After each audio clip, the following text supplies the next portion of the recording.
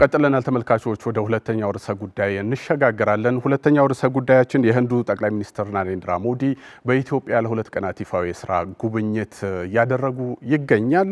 ደማቅ የሆነ አቀባበልም ተደርጎላቸዋል።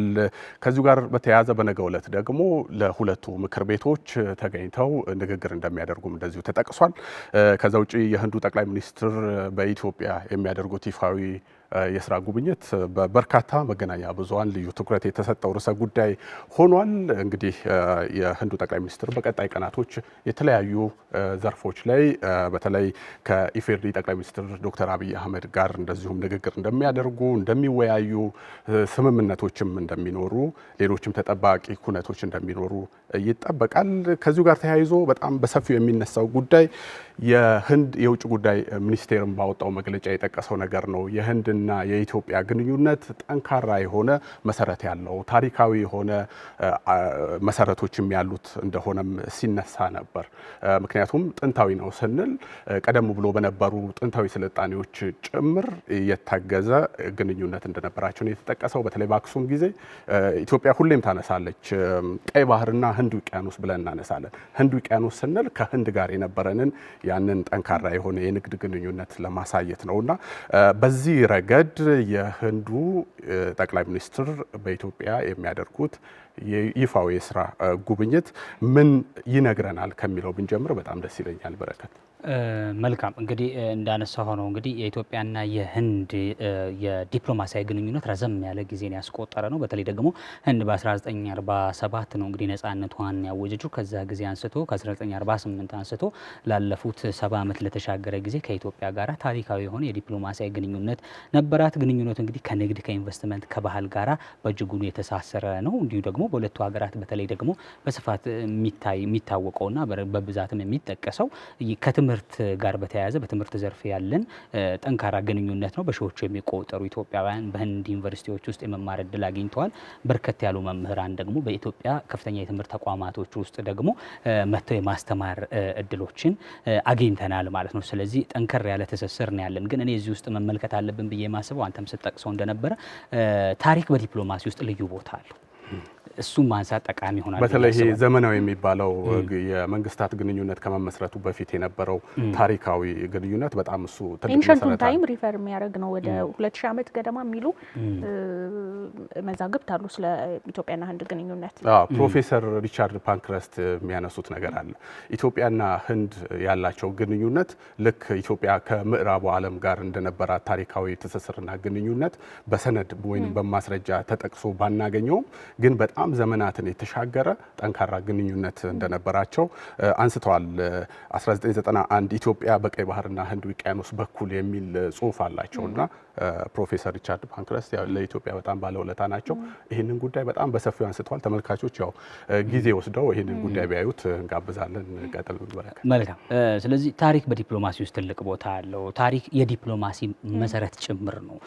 ሌላኛው ታሪክ በተለይ ደግሞ ረጅም ዲፕሎማሲያዊ ግንኙነት ያላቸው ሀገራት በእርስ በርስ ያላቸው ትምምን ወይም ደግሞ መተማመን ከፍተኛ ነው። ሌላኛው አዲስ መንግስታት እንኳን ወይም ስርዓት እንኳን ቢተካካ ባለፉት ጊዜያቶች እንግዲህ በኢትዮጵያ የተለያዩ ስርዓቶች እንደተተካኩ እናውቃል። እነዚህ ስርዓቶች እንኳን ተተካክተው ይሄ ታሪካዊ አደራ ግን ሲወራረስ ቆይቷል። ታሪካዊ የዲፕሎማሲ ግንኙነት ግን እየተወራረሰ ሳይቆራረጥ ቀጥሎ እናገኘዋለን። ይሄ መተማመን በታሪክ ውስጥ የገነባነው ትምምን በራሱ ለምሳሌ ለመጥቀስ መለስ ብለን ባለፈው ለ2 ዓመታት የተደረገው የሰሜኑ ጦርነት ወቅት ኢትዮጵያ ከፍተኛ የሆነ ዓለም አቀፍ ጫናዎች እንደነበሩባት ይታወቃል። ህንድና የህንድ መንግስት ግን ከኢትዮጵያ መንግስት ጎን ቆሞ ይሄ ጉዳይ በአፍሪካ ማዕቀፍ ስር ሊፈታ የሚችል የውስጥ ጉዳይ ነው በሚል አቋም ይዞ እንደነበር እናውቃለን። ይሄ እንግዲህ በታሪክ ያገኘነው እድል እንደሆነ መታየት አለበት። ሌላኛው ይሄ ዲፕሎማሲያዊ ትውስታ የሀገራት ባህሪን ጭምር ይቀርጻል። በእርስ በርስ ግንኙነታቸው ውስጥ ለምሳሌ ዲፕሎማሲ አሁን ባለው ፍላጎት ላይ ብቻ የሚመሰረት አይደለም።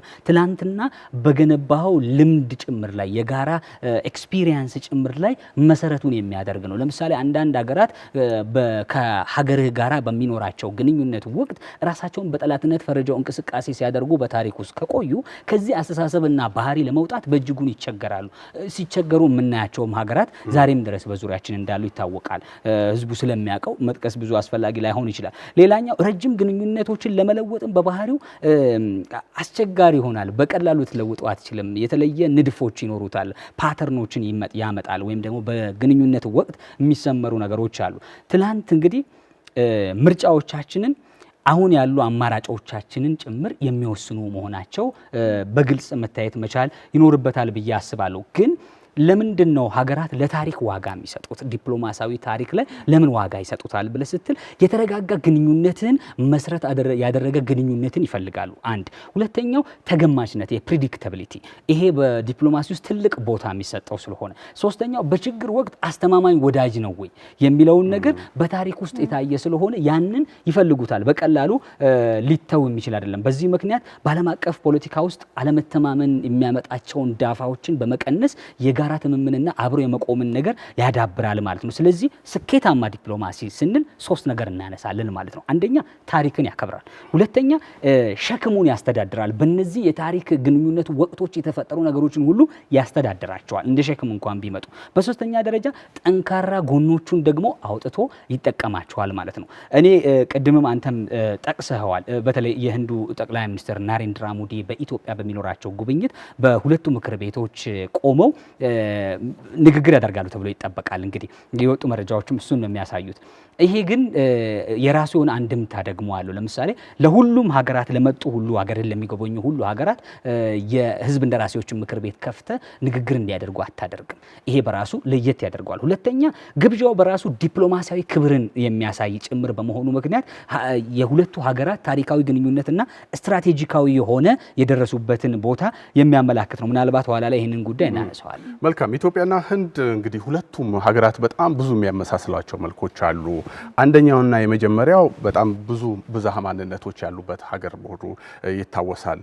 ሌላኛው በጣም የሚነሳው በተለይ ሁለቱም ሀገራት ነጻነታቸውን ለማግኘት ያደረጉት ተጋድሎ ከዛ በኋላ ድልም ለነጻነታቸው በተለይ ደግሞ ከጥገኝነት ለመላቀቅ ራሳቸውን ችለው ለመቆም ያላቸው እይታ በጣም የሚያመሳስላቸው ሌላኛው ጉዳይ ብለን ልናነሳ የምንችል ጉዳይ ነው። በሁለቱም ሀገራት ደግሞ በርካታ የሆነ በጣም ሰፊ ቁጥር ያለው የህዝብ ቁጥር ያላቸው ሀገራት ናቸው። በሁለቱም ሀገራት ያሉ መሪዎች ደግሞ ይህንን ህዝብ እንደ ሀብትና እንደ አቅም ተጠቅመው አስተባብረው ሀገር ለማሳደግ ሀገር ለመለወጥ ጥረት የሚያደርጉ መሪዎች የሚመሩ ሀገራት ሆነው እናገኛቸዋለን እና ከዚህ በተጨማሪ ደግሞ ባለብዙ ወገን እንደ ብሪክስ ባሉ መድረኮችም ይተባበራሉ። በእርግጥ እነዚህ ጉዳዮች ሁለቱን ሀገራት የጋራ ተጠቃሚነታቸውን ለማረጋገጥ እድል ሊፈጥር ይችላል በከፍተኛ ደረጃ። ከዛ ውጪ ግን ያው እንደ ሀገር ደግሞ የራሳችንን ብሔራዊ ጥቅምም እንደዚሁ ማስቀደም ስለሚገባን ኢትዮጵያን በተለየ እንዴት ተጠቃሚ ሊያደርጋት ይችላል ከህንድ ጋር ባላት ግንኙነት የሚለውን እናንሳው።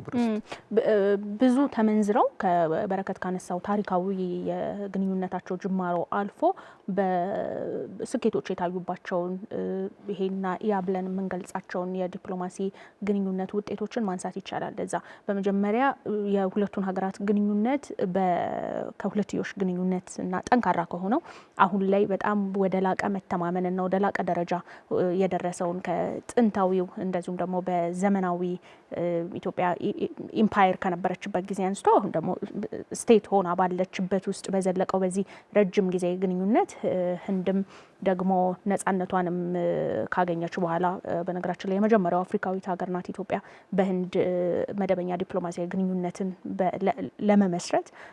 ይሄም ቅድም በረከት ባነሳው ላይ ታሪካዊ ማሳያዎች ቁልፍ ናቸው ባለው የዲፕሎማሲ ግንኙነት ውስጥ አንደኛው ጉዳይ ነው በነገራችን ላይ። ስለዚህ በዚህ ውስጥ በዘለቀው ግንኙነታቸው ውስጥ ሁለት ነገሮችን ማየት እንችላለን። አንደኛ እርስ በርስ ባለው የሁለትዮሽ ግንኙነት የመጡበትና ያገኟቸው የጋራ ያረጋገጧቸው የጋራ ትብብሮች ተጠቃሚነቶችን ለማንሳት ይቻላል። በዚህ ውስጥ የኢንቨስትመንት በጣም ቁልፍ ቦታ የሚይዝ ነው። በኢትዮጵያ 5 የሚባሉ ከፍተኛ ወይም ደግሞ ቶፕ የምንላቸውን ሀገራት ከጠቀስን በኢንቨስትመንት ግንኙነት ውስጥ ህንድ አንዷ ናት የምትሆነው።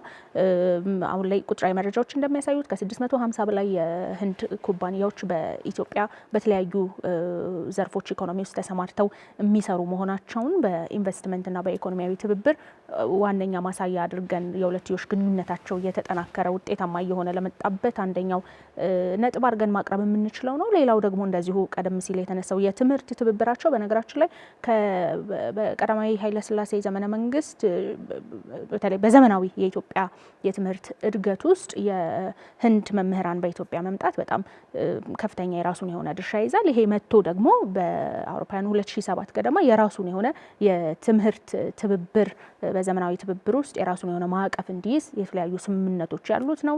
በአካዳሚክ ኤክስፐርቲስ በሚኖሩ ልውውጦች እንደዚሁም ደግሞ ይሄን ተከትሎም ኢትዮጵያውያን ተማሪዎች ቅድም በረከት ባነሳው ልክ በህንድ ባሉ የትምህርት እድሎች ላይ በዜጎች ለዜጎች ግንኙነት ውስጥ የራሱን ሰፊ የሚባል ስፍራ የሚይዝ ነው። ከዛ የዘለለው በሁለትዮሽ ግንኙነታቸው የባህል ልውውጡ፣ ኢኮኖሚያዊ ተጠቃሚነቱ፣ በወታደራዊ ልንለው እንችላለን ፖለቲካዊ ትብብርም ከዛ አልፎ ባለው ደግሞ በዓለም አቀፍ አሁን የዓለም የዲፕሎማሲ መድረክ በሚፈልገው ወይም ደግሞ ዘመኑን በሚመስሉ ግንኙነቶች ያመጡት ፓርትነርሺፕ መነሳት የሚችል ትልቁ የሁለቱ ሀገራት መገለጫ ነው ብዬ አስባለሁ። በነገራችን ላይ ህንድ ከኢትዮጵያም በተጨማሪ ከአፍሪካ ጋር ባላት አጋርነት በጣም መልካም የሚባሉ ሁኔታዎች የሚነሱላት ነው በግንኙነቶች ውስጥ። ይሄውም ደግሞ በተለይ አፍሪካ በባለብዙ ወገን መድረክ ላይ ቁልፍ በሚባሉ የዓለም አቀፍ ህብረቶች ውስጥ ትብብሮች ውስጥ የራሷን ውክልና እንዲኖራት በመሞገት ድምጽ በመሆን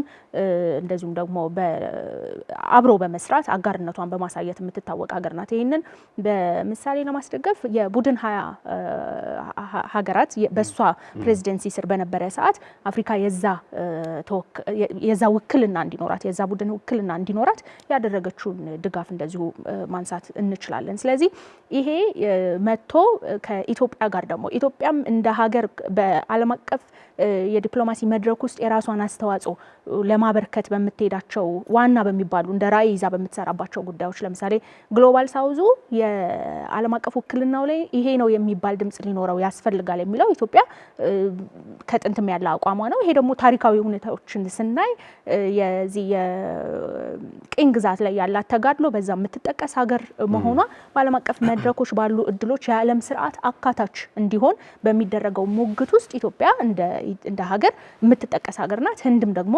የግሎባል ሳውዙ ውክልና በዓለም መድረክ እንዲመጣ በጣም የምትፈልግ ኤዥያዊት ሀገር መሆኗ ይታወቃል። ስለዚህ ይሄ የጋራ ነጥብ የጋራ ራዕይ ነው ሁለቱን ሀገራት አብሮ እንዲሰሩ ለማድረግ። ቅድም የተጠቀሰው የብሪክስ ማዕቀፍም ይሄን ራዕዮቻቸውን ከሌሎች ይሄንን ራዕይ ሼር ከሚያደርጉ ሀገራት ጋር አብረው መስራትና ውጤት ማምጣት የሚችሉበት ሌላኛው ማዕቀፍ ሆኖ አገናኝቷቸዋል ማለት ነው እነዚህን ሁለት ሀገራት። ስለዚህ በዚህ ውስጥ በጣም ኢትዮጵያም ደግሞ እንደ ሀገር በሁለቱ ነጥቦች ላይ በጣም የምትወስዳቸው ህንድም ደግሞ ከኢትዮጵያ በዲፕሎማሲ መደበኛ ግንኙነት ውስጥ የሚያረጋግጡት ተጠቃሚነቶች አሉ። በነገራችን ላይ ኢትዮጵያ አሁን የምትፈተንባቸውን አንዳንድ የሰላምና የጸጥታ ሁኔታዎችን ስናይ ኢትዮጵያም ዲሞክራሲያዊ የሚባል የፖለቲካ ስርዓትን የምታደርግ መሆኗ ይታወቃል።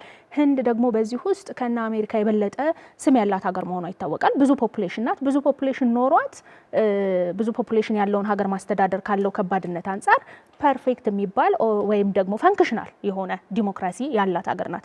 ላርጀስት ዲሞክራሲ ነው የሚባለው የህንድ ዲሞክራሲ በዓለማችን። ስለዚህ ይሄ በፓርላመንታዊ ስርዓትን ነው የምትከተለው። በዛ ውስጥ ይህንን አይነት ስም ያሰጧትን አይነት ልምምዶች አሏት። ሪፐብሊኩን ከመሰረቱ በኋላ በነገራችን ላይ ህንዶች ይሄ ነው የሚባል ችግር ገጥሟቸው አያውቅም። ምርጫቸው ሰላማዊ ነው።